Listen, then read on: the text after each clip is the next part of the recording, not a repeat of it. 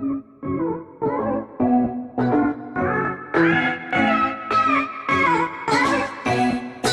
everyone, welcome back to the physics class. So today we are starting next chapter of the unit atoms and nuclei. Atoms we have completed. Now we are starting the chapter nuclei. The chapter we are going to study today is nuclei. तो atom के बारे में पढ़ लिया, अब atom के nucleus के बारे में पढ़ेंगे. तो सबसे पहला टॉपिक जो इसमें हमारे पास आता है that is composition of nucleus. मतलब न्यूक्लियस कैसे बना हुआ होता है. कॉम्पोजिशन ऑफ अ न्यूक्लियस, एक न्यूक्लियस का कॉम्पोजिशन, न्यूक्लियस कैसे बना हुआ है. ओके, अल्फा स्कैटरिंग एक्सपेरिमेंट से हमें पता चला ही है कि एटम के सेंटर पार्ट जिसमें सारा पॉजिटिव चार्ज और सारा मास कंसंट्रेट रहता है that is called nucleus. That is called nucleus of an atom. सारा मास उसी के अंदर कंसंट्रेट रहता है और न्यूक्लियस के अंदर पॉजिटिव चार्ज होता है. पॉजिटिव चार्ज होता है उसका प्रोटॉन्स की वजह से, और बाहर क्या घूमते रहते हैं उसके इलेक्ट्रॉन्स.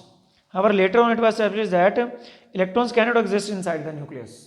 इलेक्ट्रॉन न्यूक्लियस के अंदर तो एग्जिस्ट कर ही नहीं सकते. बाद में एक न्यूट्रॉन की डिस्कवरी हुई जो न्यूट्रल पार्टिकल होते हैं. तो न्यूक्लियस के अंदर क्या क्या होता है, प्रोटॉन्स होते हैं और न्यूट्रॉन्स होते हैं. Proton positive charge particle, neutron neutral होते हैं. बाहर क्या घूमते रहते हैं, बाहर घूमते रहते हैं इलेक्ट्रॉन्स. ओके, न्यूक्लियस के अंदर जो न्यूट्रॉन और प्रोटॉन रहते हैं उनको मिला के एक वर्ड में बोला जाता है nucleons. That is neutron plus proton. Neutron plus proton को हम एक ही वर्ड में क्या बोल देते हैं, न्यूक्लियॉन्स. तो न्यूक्लियस के अंदर के पार्टिकल्स को हम क्या बोलेंगे, न्यूक्लियॉन्स. ओके, अब एटॉमिक नंबर क्या होता है किसी भी एक एटम का. एटॉमिक नंबर होता है नंबर ऑफ प्रोटॉन्स के बराबर, और किसके बराबर होता है, नंबर ऑफ इलेक्ट्रॉन्स के बराबर. जितना एटम में इलेक्ट्रॉन्स होते हैं उतने ही प्रोटॉन्स होते हैं, क्योंकि एटम न्यूट्रल होता है. जितना पॉजिटिव चार्ज उतना नेगेटिव चार्ज, उतना ही उसका एटॉमिक नंबर होता है, जिसको हम जेड से डिनोट करते हैं. Atomic number Z. इसके बाद आता है atomic mass number. Atomic mass number किसके बराबर होता है, that is number of protons plus number of neutrons plus number of neutron. जितने प्रोटॉन्स हैं और जितने न्यूट्रॉन्स हैं दोनों को मिला के मास नंबर कहा जाता है उसको. दैट इज रिप्रेजेंटेड बाय ए. उसका सिंबल क्या रिप्रेजेंट करने का, दैट इज ए. तो कोई भी अगर एटम की रिप्रेजेंटेशन आपने करनी है, देखो एक्स एक एटम है तो इसके यहाँ तो लिखा जाएगा एटॉमिक नंबर और ऊपर लिखा जाएगा मास नंबर. जो लेफ्ट साइड सबस्क्रिप्ट होता है पैरों में दैट इज एटॉमिक नंबर, जो ऊपर होगा दैट इज मास नंबर. ऐसे भी लिख सकते हैं और इसको ऐसे भी लिखा हुआ हो सकता है, ये भी ध्यान रखना, जेड इधर और ए इधर. जो नीचे लिखा होगा वो एटॉमिक नंबर होता है, जो ऊपर लिखा हो वो मास नंबर होता है. जैसे हम एग्जांपल ले लेते हैं सोडियम. सोडियम होता है 11Na23. इसका मतलब एटॉमिक नंबर इसमें 11 है और मास नंबर इसका 23 है. This is the representation of an atom with atomic number and mass number. अब न्यूक्लियस किस किस से मिलके बना होता है ये हमने पढ़ लिया. प्रोटॉन के ऊपर चार्ज पॉजिटिव होता है 1.6 × 10⁻⁻19 कूलम. मास 1.67 × 10⁻27 kg प्रोटॉन का मास होता है. न्यूट्रॉन एक न्यूट्रल पार्टिकल होता है जो न्यूक्लियस के अंदर पाया जाता है. मास इसका प्रोटॉन के बराबर ही होता है. ओके, इलेक्ट्रॉन न्यूक्लियस से बाहर. हमें न्यूक्लियस के बारे में पढ़ना है तो इलेक्ट्रॉन पढ़ना ही नहीं हमने, क्योंकि न्यूक्लियस के स्ट्रक्चर के बारे में पढ़ेंगे तो न्यूक्लियस के अंदर के पार्टिकल ही पढ़ेंगे, प्रोटॉन्स एंड न्यूट्रॉन्स ही पढ़ेंगे. ओके, इसके बाद जो हमारा टॉपिक आता है that is size of nucleus. Topic क्या हमारा कि what is size of nucleus. जो किसी भी एटम का न्यूक्लियस होता है उसका साइज हम कैसे कैलकुलेट करेंगे. अब न्यूक्लियस स्फेरिकल शेप में होता है. न्यूक्लियस क्या होता है, स्फेरिकल शेप में. स्टडी से, एक्सपेरिमेंट से ये पता चला है अभी किसी भी न्यूक्लियस का volume of nucleus is directly proportional to mass number. किसी भी न्यूक्लियस का जो वॉल्यूम होता है वो उसी के मास नंबर के क्या होता है, डायरेक्टली प्रोपोर्शनल। मतलब जितना ज़्यादा एटम का मास नंबर होगा उतना ही ज़्यादा उसका वॉल्यूम होगा। अब स्फेरिकल शेप में स्फेरिकल का वॉल्यूम क्या होता है, that is 4/3 pi R cube, 4/3 pi R cube. R is the radius of the nucleus. What is R, that is radius of the nucleus, वो न्यूक्लियस का रेडियस है। मास नंबर ए से हम represent करते हैं, तो volume of the nucleus is directly equal to mass number of the nucleus, okay, atom. 4/3 constant है, pi भी कांस्टेंट है। अगर हम कांस्टेंट को यहाँ से हटा दे, रिमूव कर दें, तो क्या बचा, that is R cube is directly proportional to A. R cube is directly proportional to A. अब आर हम ए उधर लेके जाएं, मतलब क्यूब उधर ले जाएं तो क्यूब रूट बन जाएगा, सो ए की पावर 1/3। आर प्रोपोर्शन को इक्वल में चेंज करें तो राइट हैंड साइड में कांस्टेंट लगेगा, constant is R naught. Constant क्या लगा, R naught is constant, so R is equal to R naught A की पावर 1/3। तो जो आर नॉट है, R naught is called empirical constant, और आर नॉट की जो वैल्यू है दैट इज 1.2। आर नॉट एक कांस्टेंट है, कांस्टेंट की वैल्यू फिक्स होती है 1.2 into 10⁻15 metre. 1.2 into 10⁻15 metre, that is R nought. R not एक कांस्टेंट है, R radius of the cube जो न्यूक्लियस है, और ए मास नंबर हो गया उसका। So this is the method for calculating the radius of the nucleus. Radius of the nucleus मिल गया तो उसका ऑब्वियस ही बात है, उसका साइज हमें पता चल गया, रेडियस से साइज पता चलेगा, रेडियस है, रेडियस से वॉल्यूम निकल जाएगा, वॉल्यूम से हमें साइज पता चल गया। So this is the method for calculating size of the nucleus, that is size of the nucleus. Now the next topic is mass energy relation. Topic is mass energy relation, मतलब किसी भी particle की मास energy relation की हम बात कर लेते हैं। मास और एनर्जी में क्या रिलेशन होता है। अगर कोई पार्टिकल रेस्ट पे है तो उसका मास रेस्ट मास कहलाता है, और मोशन के दौरान मास अलग होता है। ये आइंस्टाइन की मास एनर्जी रिलेशन में हम पढ़ चुके हैं कि m = m0/1 - v²/c², कि कोई भी पार्टिकल अगर होता है ना, तो अगर रेस्ट का मास अलग होता है और चलते टाइम उसका मास अलग होगा। तो हम सबसे पहले लिखेंगे रेस्ट मास ऑफ पार्टिकल। एक पार्टिकल है हमारे पास, उसका रेस्ट मास, उसके रेस्ट मास को हम लिखेंगे m0 से। रेस्ट मास को किसे लिखेंगे, m0 से। अगर वो पार्टिकल लाइट की स्पीड से चल रहा है, ओके, एनर्जी का क्या फॉर्मूला होता है, किसी पार्टिकल की एनर्जी, टोटल एनर्जी होती है दैट इज mc², आइंस्टाइन के अकॉर्डिंग mc²। तो अगर हम रेस्ट मास एनर्जी निकालना चाहें, rest mass energy of particle, particle की रेस्ट मास अगर एनर्जी लेनी है तो क्या बन जाएगा, that is m0c²। Rest mass ले लिया इंटू एनर्जी ले ली, मतलब इंटू वेलोसिटी का स्क्वायर ले लिया, क्योंकि आइंस्टाइन के अकॉर्डिंग किसी भी पार्टिकल की एनर्जी का फॉर्मूला होता है E = mc²। रेस्ट मास का निकालना तो रेस्ट मास ले लिया into c², rest mass energy आ गई, ओके। अब टोटल जो एनर्जी होती है, टोटल एनर्जी किसके बराबर है, दैट इज mc²। अब ये टोटल एनर्जी दो तरह की एनर्जी का सम है। टोटल एनर्जी में रेस्ट मास की भी एनर्जी आएगी जब वो रेस्ट पे था, और प्लस उसकी काइनेटिक एनर्जी आएगी जो चल रहा है वो। तो जो टोटल एनर्जी होती है वो दो तरह की एनर्जी का सम होता है, that is m0c² plus kinetic energy, मतलब रेस्ट मास एनर्जी प्लस उसकी चलने की टाइम की एनर्जी, दोनों तरह की एनर्जी का सम उसकी क्या कहलाएगी, टोटल एनर्जी, ओके। जैसे एक तरह से मान लेते हैं पोटेंशियल एनर्जी और काइनेटिक एनर्जी से हम टोटल एनर्जी होता है, तो this is potential energy, this is kinetic energy, दोनों की एनर्जी का सम टोटल एनर्जी हमारे पास बनेगी, दैट इज mc²। अगर हम यहाँ से काइनेटिक एनर्जी निकालना चाहें, मैं काइनेटिक एनर्जी एक तरफ रख दूँ, ये इधर आ जाएगा, that is mc² minus m0c², और इसमें c² आ रहा है कॉमन, तो क्या बचेगा m - m0 into c²। m - m0 को हमने लिख दिया, m क्या है, m है मोशन के दौरान का मास, जब पार्टिकल चल रहा है उसका कितना मास है, दैट इज m, और जब पार्टिकल रेस्ट पे तो उसका कितना मास है, दैट इज m0। रेस्ट चलते टाइम मास ज्यादा होगा, रेस्ट के टाइम मास कम होगा, तो कितना मास चेंज हुआ इसको हम लिखते हैं डेल्टा m। m - m0 को क्या लिख दिया, that is delta m। What is delta m, that is change in mass of the particle. What is delta m, change in mass of particle. Particle के मास में कितना चेंज आया, जितना particle का मतलब रेस्ट पे था अब वो चलने लग गया, तो इतना मास का चेंज आया वो ले लो, into C speed of light 3 × 10⁻⁸ metre पर सेकेंड स्क्वायर से मल्टीप्लाई कर दो, we will get the kinetic energy, कि कितनी काइनेटिक एनर्जी से अब पार्टिकल चल रहा है, we will get the kinetic energy of the particle. This is called mass energy relation. कैसे?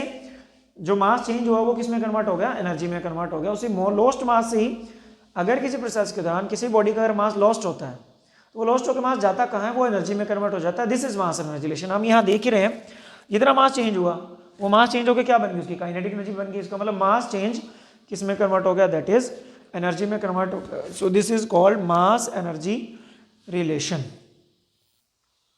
Now next topic is mass defect.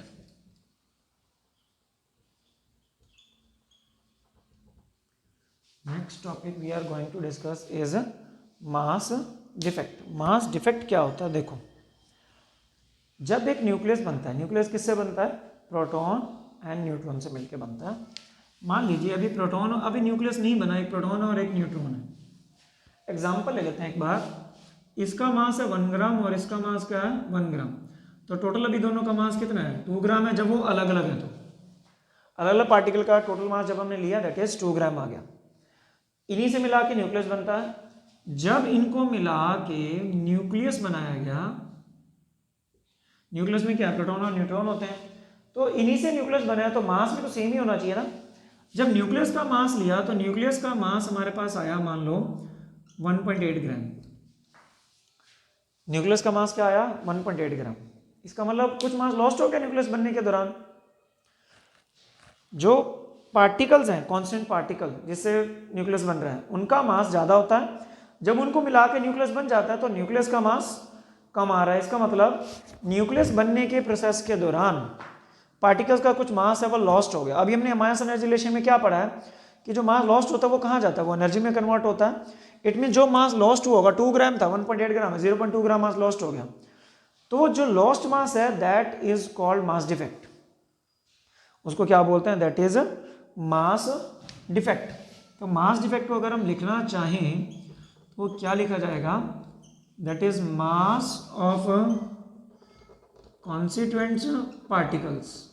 जो कॉन्स्टेंट पार्टिकल्स का मास है minus mass of nucleus, minus mass of nucleus. इसके मास में से ये मास minus कर दो, दैट इज मास डिफेक्ट। क्या बोलेंगे उसको? मास डिफेक्ट उसको बोला जाएगा। ओके, अब हम करते हैं क्या? मास डिफेक्ट को हम लिखते हैं डेल्टा एम से। अब कांस्टेंट पार्टिकल्स का मास है, कांस्टेंट पार्टिकल कौन कौन से? प्रोटॉन और न्यूट्रॉन्स हुए। प्रोटॉन एटॉमिक नंबर के बराबर होते हैं। एक प्रोटॉन का मास है मान लो mp, तो प्रोटॉन होते कितने हैं? z। तो ये सभी प्रोटॉन्स का मास आ गया। एक का मास mp, mp मतलब mass of proton, into z। z क्या होता है? एटॉमिक नंबर, और एटॉमिक नंबर क्या होता था? नंबर ऑफ प्रोटॉन्स के बराबर। तो एक का mass into number of proton, सभी प्रोटॉन्स का मास आ गया, प्लस न्यूट्रॉन्स लेने आप। अब यहाँ से अगर हम देखें एटॉमिक मास नंबर से, number of protons plus number of neutrons होते थे। तो यहाँ से अगर हम देखें, अगर नंबर ऑफ न्यूट्रॉन्स हम इधर ही छोड़ दें तो क्या आ जाएगा? मास नंबर में से प्रोटॉन्स का नंबर माइनस कर देना, प्रोटॉन का नंबर एटॉमिक नंबर होता है, हमने किया अभी। तो मतलब a माइनस जेड होता है number of neutrons. Mass number minus atomic number करोगे तो you will get the number of neutrons. अब एक न्यूट्रॉन का मास है स्मॉल mn और नंबर ऑफ न्यूट्रॉन्स कितने हैं? That is a minus Z. Number of neutrons हैं कितने? a माइनस जेड है। एक न्यूट्रॉन का मास mn, number of neutrons a minus Z. Minus क्या करना है? ये तो आ गया मास of constant particle total, mass of nucleus. Nucleus को मैं कैपिटल M से लिख रहा हूँ अब। तो this is called mass defect. This is called mass defect. This is the mass of constant particle. एक प्रोटॉन का mass into number of protons, total protons का मास, प्लस एक न्यूट्रॉन्स का mass into number of neutrons, total neutrons का mass, minus mass of nucleus, nucleus का mass. वो क्या हुआ? न्यूक्लियस का मास। तो न्यूक्लियस का मास कम हुआ, मतलब इन ये इसमें से ये माइनस कर दिया, तो जो मास आएगा दैट इज मास डिफेक्ट। उसको क्या बोला जाएगा? Mass defect. अच्छा, ये मास गया कहाँ? मास हमेशा लॉस होता है तो एनर्जी में कन्वर्ट होता है। जब न्यूक्लियस बनता है, न्यूक्लियस बनने के दौरान अंदर क्या होता है? प्रोटॉन्स और न्यूट्रॉन्स। प्रोटॉन्स और न्यूट्रॉन्स एक एनर्जी से बाउंड होते हैं, मतलब बॉन्ड बनता है उनके बीच में। जो मास लॉस्ट होता है वो न्यूक्लियॉन्स को बांधने के लिए जो एनर्जी चाहिए होती है न्यूक्लियस के अंदर, उसमें कन्वर्ट हो जाता है। जो मास न्यूक्लियस बनने के दौरान लॉस्ट होता है वो कहाँ चला जाता है? न्यूक्लियस बनने के बाद जो अंदर न्यूक्लियॉन्स है, प्रोटॉन न्यूट्रॉन्स हैं, उनको आपस में बांधे रखने के लिए भी एनर्जी चाहिए होती है। वो एनर्जी कहाँ से आती है, जो एनर्जी कहाँ से आती है, वो जो मास लॉस्ट होता है वो एनर्जी में कन्वर्ट हो जाता है। कौन सी एनर्जी, जो न्यूक्लियस को बांधने के लिए एनर्जी चाहिए होती है, वो एनर्जी कहलाती है that is nuclear binding energy. उसको क्या बोलते हैं, that is nuclear binding energy. होती क्या है ये, energy required to bound nucleons inside the nucleus, nucleons inside the nucleus. Nucleus के अंदर न्यूक्लियॉन्स को बांधे रखने के लिए जो एनर्जी हमें चाहिए होती है that is nuclear binding energy. और न्यूक्लियर बाइंडिंग एनर्जी आती कहाँ से है, जो मास न्यूक्लियस बनने के दौरान लॉस्ट होता है वो लॉस्ट मास उस न्यूक्लियर बाइंडिंग एनर्जी में कन्वर्ट हो जाता है और न्यूक्लियॉन्स को वो बांधे रखता है। तो न्यूक्लियर बाइंडिंग एनर्जी, किसी भी तरह की एनर्जी का फॉर्मूला दैट इज mc² होता था। तो बाइंडिंग एनर्जी किससे बनेगी, that is mass defect into c²। Nuclear binding energy mass defect, जो मास लॉस्ट होता है वही एनर्जी में कन्वर्ट होता है, तो ये lost mass into c², that is the formula for calculating binding energy, nuclear binding energy. अगर मास की वैल्यू सारी यहाँ रख दें, इनटू c² कर दें, we will get the formula, expanded formula for nuclear binding energy. Two more topics of this chapter. What are they? That is, what is nuclear fission and another what is nuclear fusion. Lower class में भी हम पढ़ते हैं, fission का मतलब होता है टूटना और फ्यूजन का मतलब होता है जुड़ना। फिजन टूटना, फ्यूजन जुड़ना। न्यूक्लियर फिजन का मतलब न्यूक्लियस का टूटना।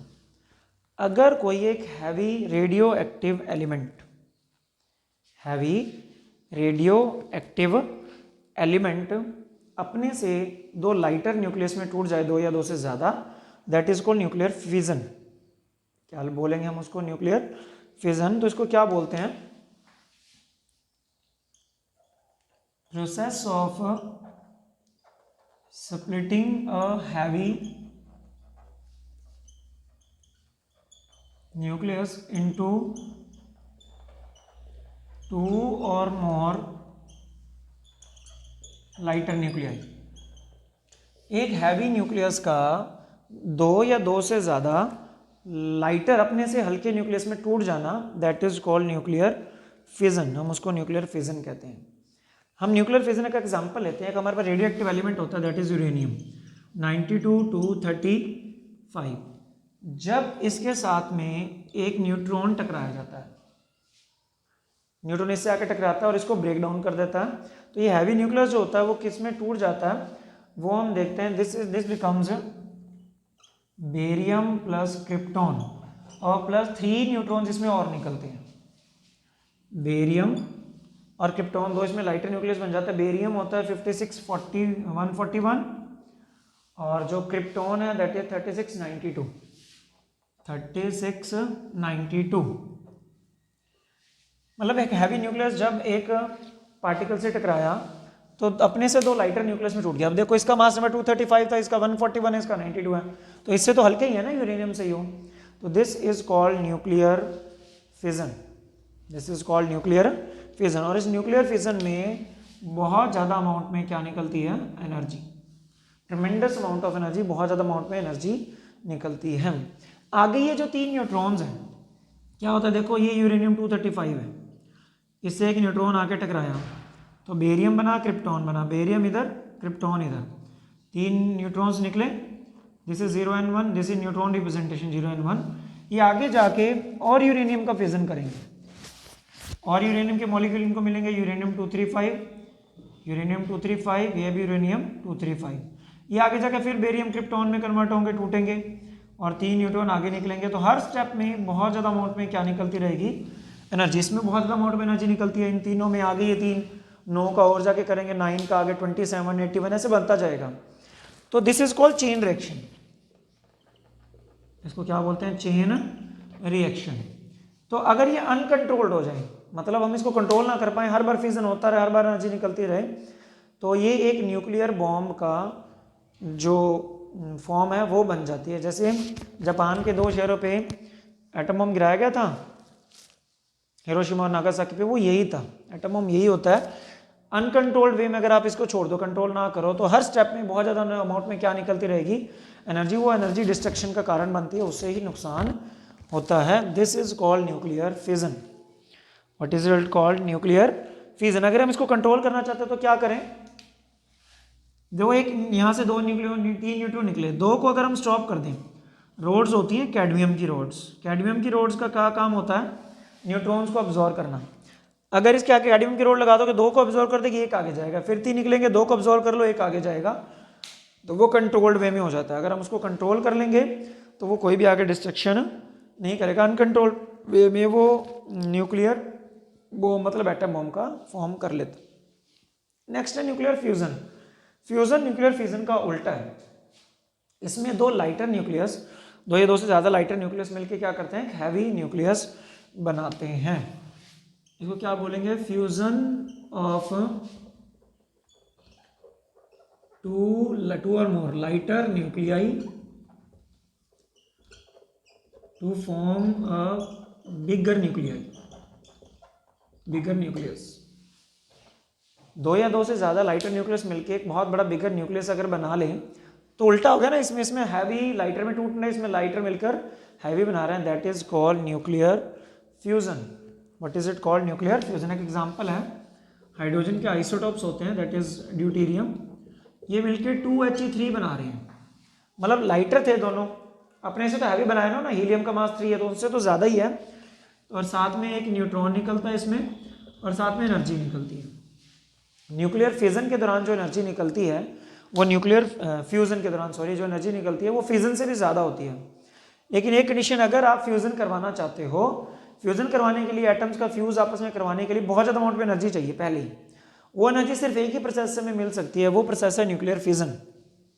वो प्रोसेस क्या है? Nuclear fission. तो पहले न्यूक्लियर फिजन करवाना पड़ेगा, उससे एनर्जी निकलेगी, उस एनर्जी से ये फ्यूज करेंगे, हैवी न्यूक्लियस बनेगा, और साथ में उससे भी बहुत ज़्यादा अमाउंट में क्या निकलेगी?